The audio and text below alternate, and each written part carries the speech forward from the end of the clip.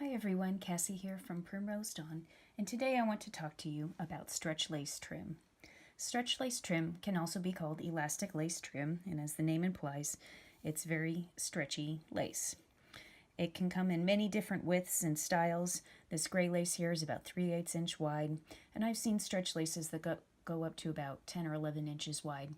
And obviously that is far too wide to be used on leg and waist finishes for panties. You probably don't want to go any wider than 1.5 inches, which is about what this white lace is here.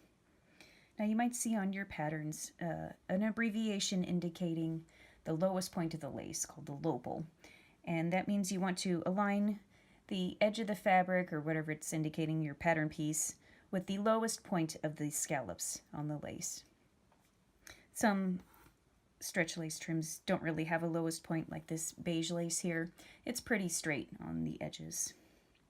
And when you're sewing a very scalloped edge, like this white lace here, you'll want to carefully follow along with a very narrow zigzag the edges of the lace here, and you will probably have to start and stop, readjust the angle at which you were sewing.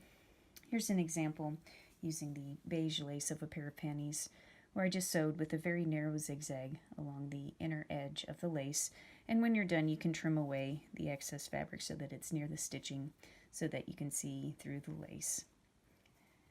Now I'll show you an example of sewing a very scalloped edge of the lace. And now we're going to sew the stretch lace. I have my machine set to a narrow zigzag. I'm using about 3 wide and 1.5 long. You'll have to just practice a couple times and see what width and length works for you. And I have the lace just overlapping the fabric a bit. Your pattern will give you some guidance on how you should overlap your lace and elastic. And what I'm going to do is I'm going to run this zigzag carefully near the edge of this lace without going over the edge of the lace. And I am using a contrasting thread. Of course, you will use thread color that matches your lace. Here we go.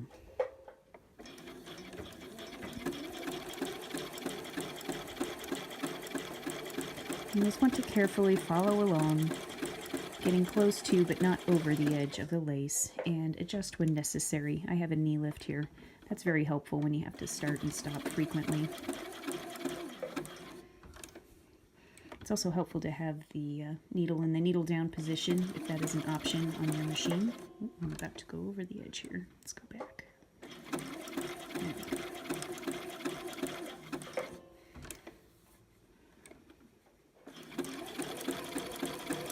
Now for this demonstration, I'm not stretching the lace at all. If you are sewing this to your leg openings or waist openings, you might want to stretch the lace slightly. Again, your pattern will tell you if you need to do that or not.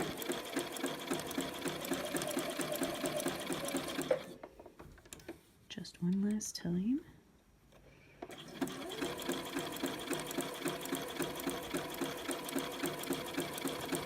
Oops, cutting off just a little bit on the edge here at the end.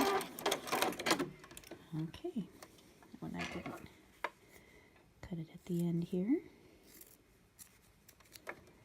Alright, now I have it sewn to the edge.